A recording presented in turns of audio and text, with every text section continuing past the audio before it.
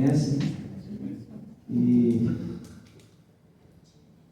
eu queria agradecer. A gente tem um contato maior com o irmão Gabriel, com a sua esposa, com o pastor Paulo, com o Lino, com o Eliseu, e desenvolvemos essa amizade, né? Alguns deles já ministraram lá, outros ainda ministrarão. Os que eu conheço, se tiver algum que eu não conheço que ministra, me avise, porque será uma honra recebê-los lá, né? E estarão lá ministrando a palavra, nos alegrando, nos enriquecendo, e vai ser bênção demais em nome do Senhor Jesus. Então, para mim é um privilégio enorme. Queridos, nós vamos ler um texto. Eu queria falar sobre Hebreus, mas o Senhor me pediu, colocou no meu coração para falar sobre Atos, capítulo 1. Se você quiser abrir, nós vamos ler alguns versículos. Eu estou assim, com frio na barriga, e os pregadores, os novos na igreja, eles chegaram um dia em mim e disseram assim: pastor, quando o senhor nos pede para pregar, e nós subimos lá, dá um frio na barriga, e eles disseram para mim: quando é que isso vai passar? E eu falei: nunca.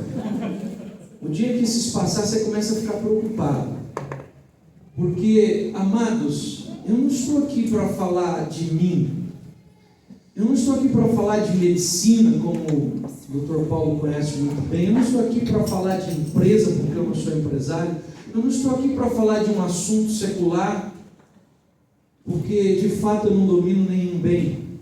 Eu sou técnico agrícola, trabalhando como pedreiro e exercendo a função de pastor. Eu não tinha a menor condição, talvez, de ser pastor. Então, eu assim, dá esse frio na barriga, eu disse para ele: sempre vai dar, porque nós estamos falando com os filhos do Senhor.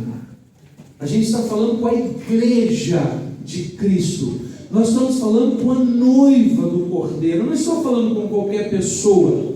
Eu estou falando com quem tem autoridade sobre essa terra, com quem o Senhor ama. Eu estou falando com alguém que Ele vê como menina dos seus olhos.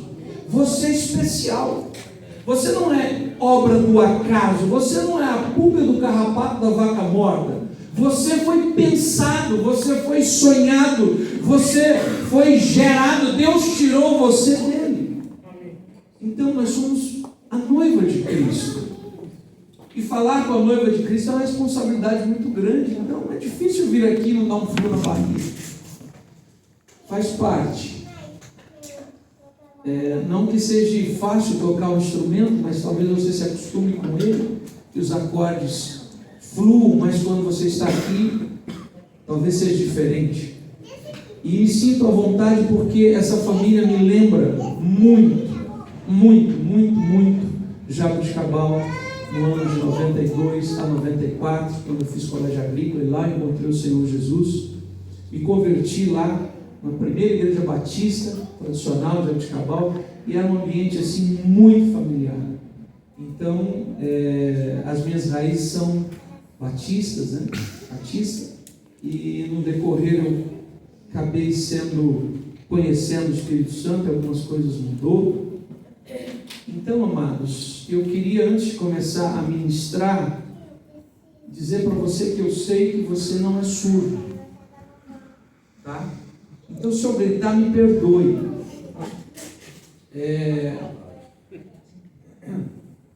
Eu tenho um amigo, o apóstolo Natanael.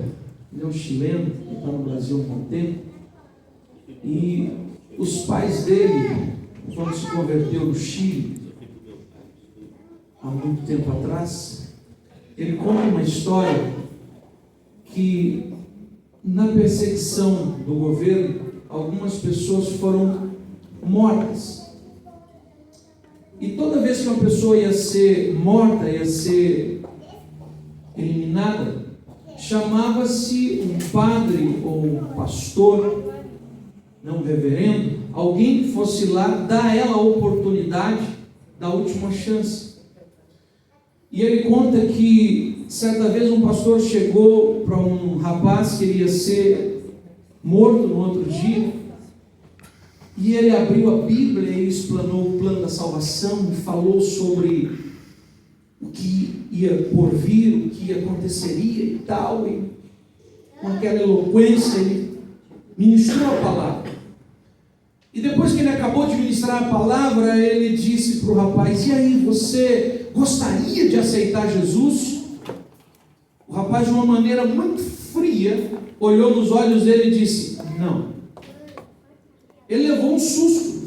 Você vai morrer amanhã. Eu disse para você que o inferno é real. Eu mostrei para você na Bíblia qual é o fim de quem não entregou a vida para Jesus. E ele ficou assustado. Falou: como você não quer aceitar Jesus? E ele disse para a pessoa: eu posso te explicar? Ele disse: sim.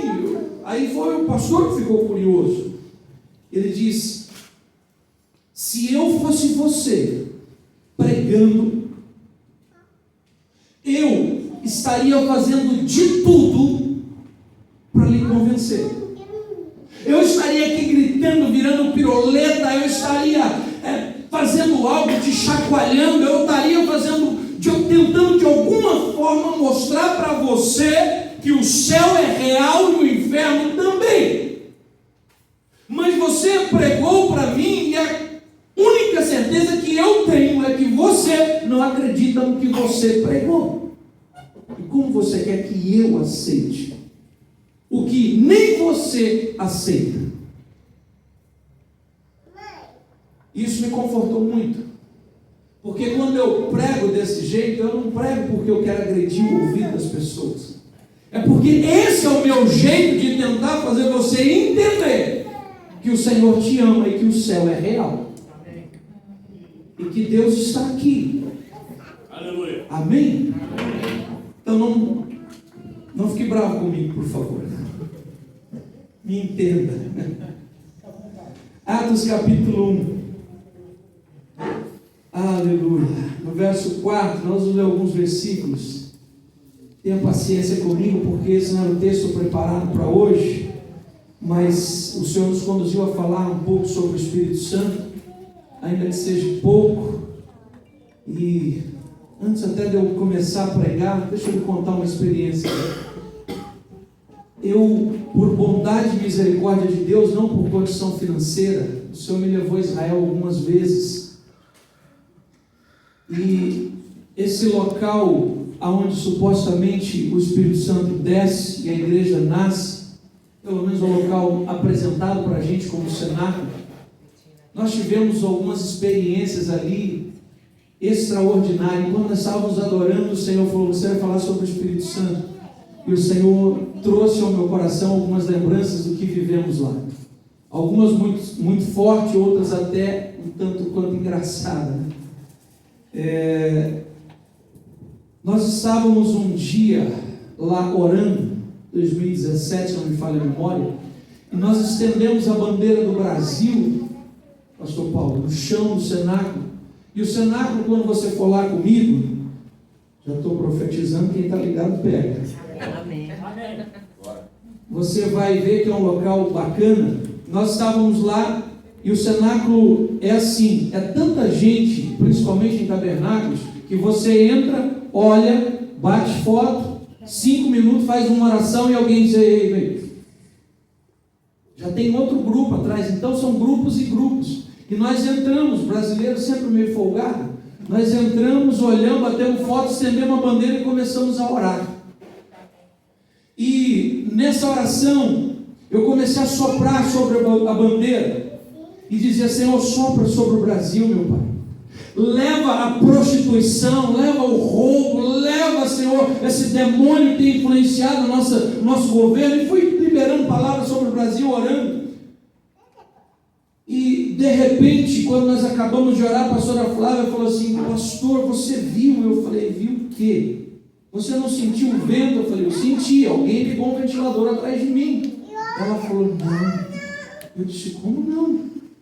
Eu senti o vento. Ela falou: eu também. E quando ela estava de frente para mim, eu estava de costas para um localzinho como se fosse um altar, eu estava de costas orando na direção da porta e o vento passava por mim. E ela disse: eu abri o olho, eu procurei esse ventilador enquanto você orava, não tem ventilador.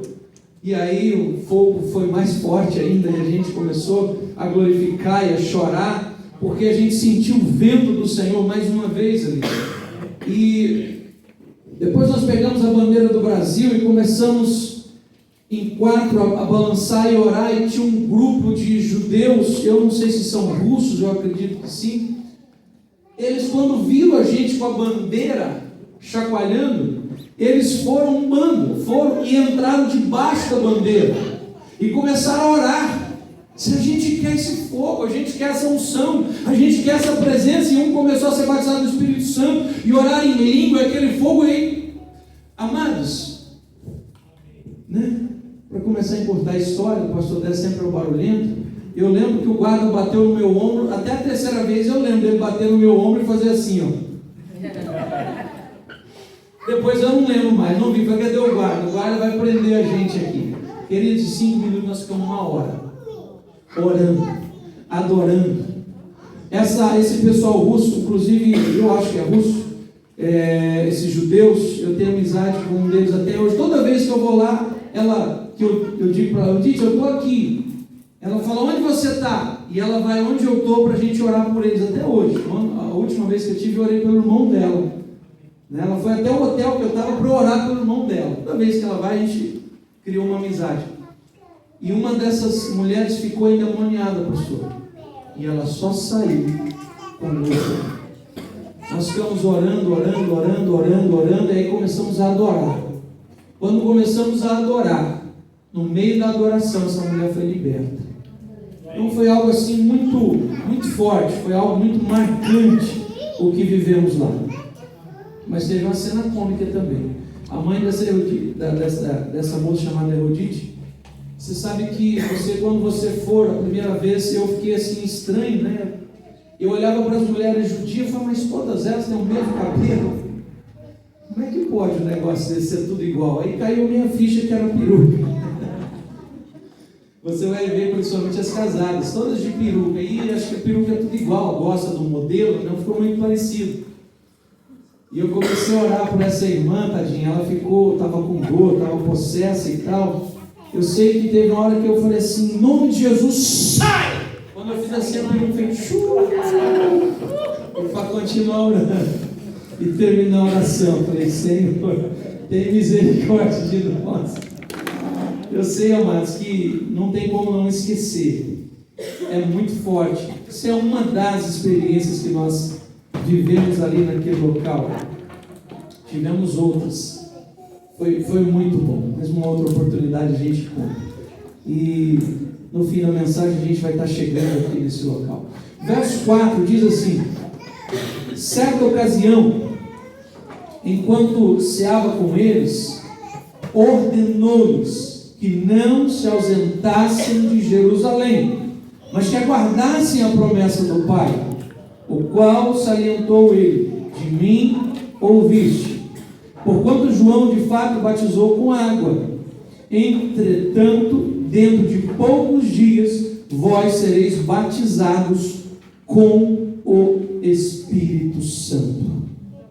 Então os que haviam reunidos lhe consultaram: Senhor, será este o tempo em que restaurarás o reino a Israel? E ele afirmou: não vos compete saber épocas ou datas em que o Pai estabeleceu por sua exclusiva autoridade. Contudo, recebereis poder. Quando o Espírito Santo descer sobre vós, e sereis minhas testemunhas, tanto em Jerusalém, como em toda a Judeia, Samaria e até os confins da terra.